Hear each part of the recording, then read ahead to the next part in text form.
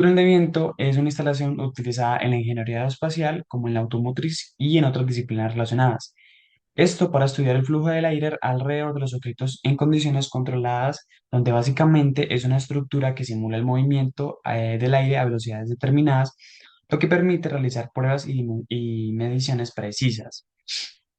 Bueno, vamos a empezar por lo que vendría siendo el flujo laminar. Eh, el flujo laminar eh, o, o el túnel de viento laminar se mantiene organizado en capas paralelas.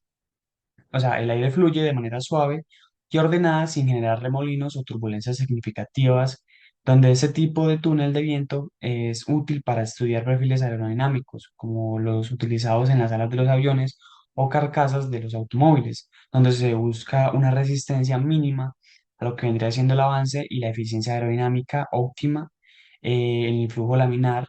Se puede decir que se logra mediante sistemas de control como placas o mallas especiales que evitan la formación de turbulencias. El túnel de viento, bueno, por otro lado, el túnel de viento turbulento. En este túnel de viento turbulento, el flujo del aire es caótico y altamente irregular.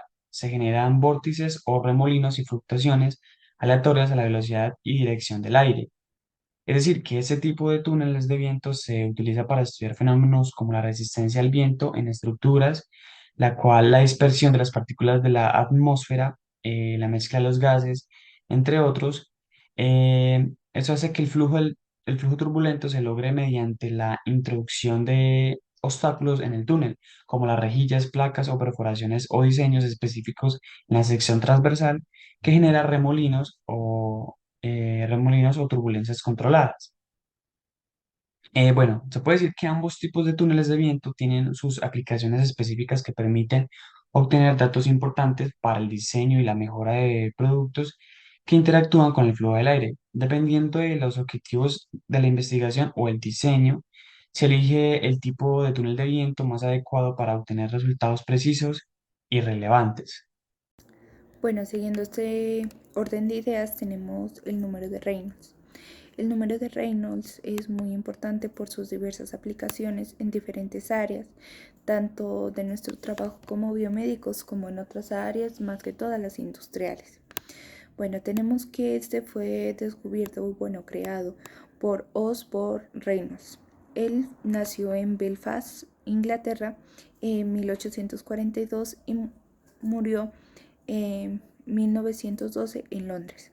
Él fue el primer físico que participó en la actual Universidad de Manchester. Él fue el primer físico de planta que fue reconocido sobre todo en su vida por sus, por sus aportes de física, pero más que todo teórica.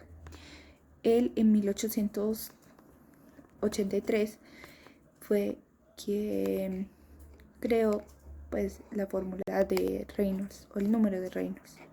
Este número es adimensional, lo que significa que no tiene unidades. ¿Y para qué nos sirve? Nos sirve para determinar si un flujo, teóricamente o matemáticamente, si un flujo es laminar o turbulento. Para esto necesitamos diferentes variables y debemos recordar que esta es una relación entre fuerzas inerciales, que en este caso sería la densidad y la velocidad, que como lo podemos apreciar en el video a continuación, la velocidad tiene una gran importancia en esta, pues en definir este número de Reynolds. ¿Por qué? Porque entre más velocidad el flujo es más turbulento y entre menos es más laminar, al igual que la densidad.